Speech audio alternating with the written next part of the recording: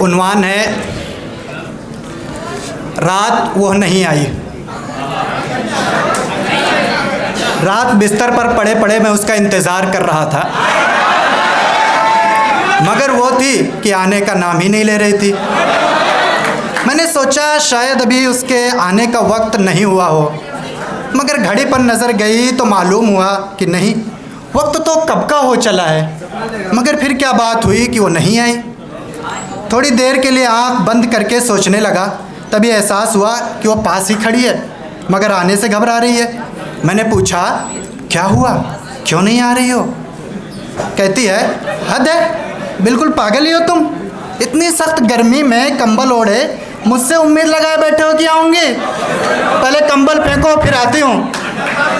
मैंने कंबल दूर फेंका और उसे बुलाने लगा। मेरी इस हरकत पर तो वो हंस पड़ी और बोली, अबे अहमक, आँख तो बंद कर। मैं आँख बंद करके उसे बुलाने लगा, मगर इस बार भी आने से इनकार। इस बार तो उसने जवाब ही नहीं दिया। मैंने मुड़कर देखा तो वो पास थी ही नहीं, वो कोसों दूर जा चुकी थी। मैं मोबाइल उठाकर उसमें मशगूल हो गया और इसी तरह काफ़ी वक्त बीत गया, मगर वो कहीं नज़र ना आई। मोबाइल से थक हार कर उसे दूर फेंका और एक बार फिर उसकी तलाश में आंख बंद करके निकल गया। उसकी आहट महसूस हुई। मैंने पूछा, कहाँ थी इतनी देर, वक्त पर क्यों नहीं आई? कहने लगी, मैं आई थी, मगर तुमको फ़ोन में मशगूल देखकर वापस चली गई। मैंने कहा, बताना तो था, तुम आई हो, मैं फ़ोन रख देता। यह सुनना था कि वो झुंझला गई और चेहरा सुर्ख करके यूं गोया हुई, बताना? अरे बताना तो छोड़ो, तुम्हारी आंखों के पास आकर चिल्लाई हूँ, मगर तुम हो कि सुनने का नाम ही नहीं ले रहे थे। थक हार कर वापस चली गई। मैंने कहा, अच्छा माजरत, अब नहीं करूँगा ऐसा, और उससे लिपटने की कोशिश ही कर रहा था। अचानक मेरे पाँव से किसी का पाँव टकराया और दहशत के मारे वो फिर भाग खड़ी हुई। बड़ी मुश्किल से उसे मनाया और फिर से पास बुलाया। वो इस शर्त पर राज़ी हुई कि तुम इन सब से दूर रहोगे, तुम्हारे बदन का कोई भी हिस्सा मुझसे लिपटते हुए किसी से लगना नहीं चाहिए। अगर मेरे तालिब हो तो सिर्फ मुझसे ही लिपटो। मैंने उसकी हर एक शर्त मान ली और पास आने को कहा। कहती है, अरे करवट तो बदलो, कब से एक ही करवट पड़े हुए हो।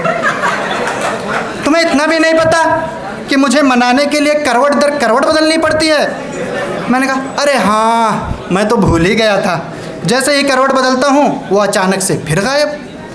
मैं हैरान और परेशान इधर उधर देखने लगा कि अब क्या हुआ, अब क्यों नहीं आ रही।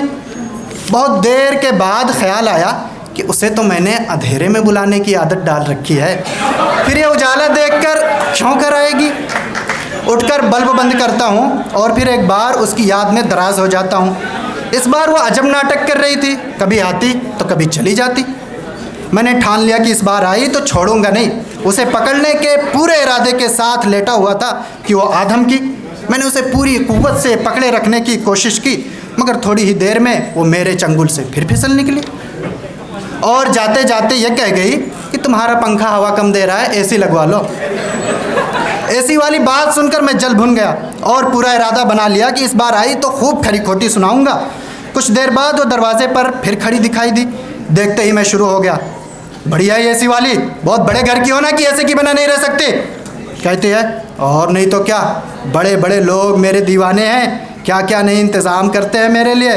नर्म और मुलायम बिस्तर लगते हैं, तकिया ऐसा कि महसूस ही ना हो कि कुछ है। पूरे कमरे में ऐसी मध्यम रोशनी कि खुद ब खुद मधोशी छा जाए। ऊपर से एसी की ठंडी ठंडी हवा। और तुम देखो ज़रा खुद को, ठंडी वाले गद्दे गर्मियों में भी बिछा रखे हैं, सर मगरिब और पैर तुम्हारा जुनूब की तरफ। एक पंखा बराए नाम लगा रखा है। उस बेचारे को खुद की हवा नहीं लग रही, तुम्हें क्या देगा? मैंने कहा, अच्छा, ये तो बता दिया कि क्या क्या इंतज़ाम किए जाते हैं, और ये तो बताया ही नहीं कि वही लोग जो इंतज़ाम करते हैं तुम्हें दवाइयों की जंजीर में जकड़ कर अपने पास बुलाते हैं, वो कौन बताएगा? आधी रात तुम्हें छोड़कर अहम मीटिंग में चले जाते हैं, कभी दफ्तर में कुर्सी पर बैठे बैठे तो कभी कारों की गद्दियाँ फैलाकर वहीं बुलाते हैं। आखिर क्या इज्जत रह जाती है तुम्हारी वहाँ?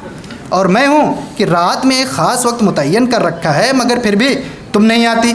अगर तुम्हारा यही रवैया रहा तो देख लो मैं तुम्हारे साथ क्या करता हूँ। आखिरकार वो आज रात नहीं आई तो मैंने ठान लिया कि रात तो उसकी सौतन के साथ गुजारनी पड़ी, अब दिन भी उसी के सौतन के साथ गुजार दूंगा और दिखा दूंगा कि उसके ना आने से मुझे कोई फ़र्क नहीं पड़ता। अब जैसे जैसे सुबह हो रही थी और उसके सौतन का आने का वक्त हो रहा था, उसने आकर मुझे बहकाना शुरू कर दिया। मगर मैं भी ठहरा इंसाफ का सिपाही। रात का वक्त उसको दिया मगर वो नहीं आई, तो मैंने जो वक्त उसके सौतन के लिए ख़ास कर रखा था वो तो नहीं दे सकता था ना। आज दिन भर वो मुझे मनाने की कोशिश करती रही मगर मैंने उसकी एक ना सुनी। क्लास, कैंटीन, पार्क, जहाँ भी गया पीछे पीछे लगी रही, मगर मैं भी अपने वादे पर अड़ा रहा और उसे उसकी सौतन के वक्त में से एक लम्हा भी मैसर ना होने दिया। यह देखकर वो आपे से बाहर हो गई और मेरे साथ ज़बरदस्ती करने की कोशिश करने लगी, मगर मैं उसे बिल्कुल भी पास नहीं आने दे रहा था। उसे लगातार उसके अपने वक्त का इंतज़ार करने को कह रहा था। किसी तरह उसने मगरिब तक तो बर्दाश्त किया मगर अंधेरा होते ही मुझे घसीट कर रूम ले आई। मगर यहाँ भी मैं उसके ख़िलाफ़ सख्ती से डटा रहा और उसे कोई ऐसा मौका न दिया जिसका फ़ायदा उठा सके। अब वो इतनी बेबस हो चुकी थी कि मेरे सामने हाथ पैर जोड़कर गिड़गिड़ा रही थी कि अब तो बुला लो, मैं आई भी हुई हूँ, अब बुलाने की भी ज़रूरत नहीं, बस मुझे कबूल कर लो। मगर मैंने कहा नहीं, अभी तुम पर मेहरबान हुआ तो आधी रात को साथ छोड़कर निकल जाओगी, फिर रात बेचारी तुम्हारी सौतन को मेरे साथ बितानी होगी। और तुम्हें तो पता है कि तुम्हारी सौतन रात से कितना घबराती है। वो लाचार होकर बस इर्द गिर्द मंडराती रही और किसी तरह उसने अपनी सज़ा मुकम्मल की। जैसे ही मैं बिस्तर पर लेटा उसे आने को इशारा किया, वो इस ज़ोर से मुझे आ चिमटी और अपने वजूद में मुझे समा लिया कि मेरे वजूद का पता न चला। सुबह उसकी सौतन ने मुझे बताया कि रात भर वो यानी नींद मुझे एक लम्हे के लिए भी छोड़ कर नहीं गई। बहुत शुक्रिया।